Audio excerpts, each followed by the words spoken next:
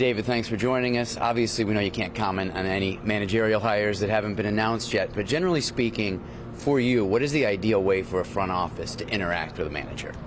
Well, I think we need to have a regular interaction that's a true partnership and back and forth, and that's my goal. And I think if we look around the industry on how these relationships work best, it's a recognition that we are seeing the baseball world from two slightly different perspectives, but we are pushing in the same direction to try to win. And to some extent, that means pushing each other a little bit and having a manager and the rest of the field staff that can and does push on the front office and help us understand what they're seeing on a daily basis in the grind, in the clubhouse, in the dugout. And it also means it's on us to push our manager and our front office a little bit on what we're observing from a little bit of a different view, a view that's to some extent removed from the intensity of the moment.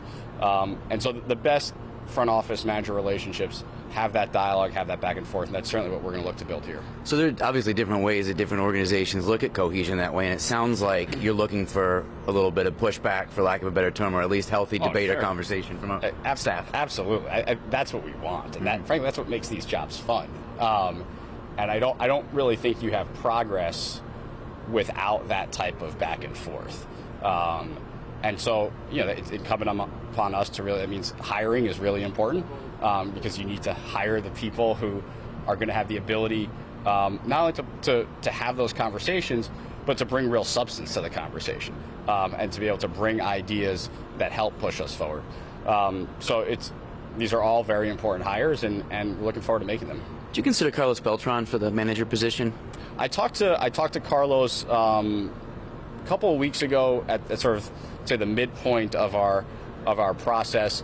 I think Carlos is happy with where he is.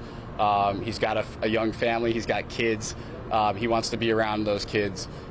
But we talked about him spending time in New York around the Major League Club, seeing certain of our affiliates. And I think he and I are going to have a healthy dialogue, and he's going to be a huge asset to the organization. So he was a special assistant to the previous GM. He will be a special assistant to you? Yeah. He's going to stay in the special assistant role. We're modifying what the responsibilities are in that role a little bit, but I'm looking forward to having him as part of the team. Okay, so on a different topic, the rules on Shohei Otani is that you're not allowed to talk about any free agent. I'm not allowed to not ask you about somebody who the fan base is that interested in. So if I can find an artful way to do it, I guess I would just say, do you have the appetite, or do the Mets have an appetite for a significant expenditure if that player were really special, a high nine-figure kind of contract? Well, I think Steve has proven that he's willing to invest in talent. And this is an organization that's proven that it's willing to invest in talent, and we're not going to shy away from that. We do need to find the right times to do it. I said this at my opening press conference, and I'll continuously repeat it. We can't do it all the time. We can't do it with every player. We can't do it in every offseason. There are going to be points where we get really aggressive because we think it's the right time, the right opportunity, the right player. And then there are going to be points where maybe we're a little bit more reserved.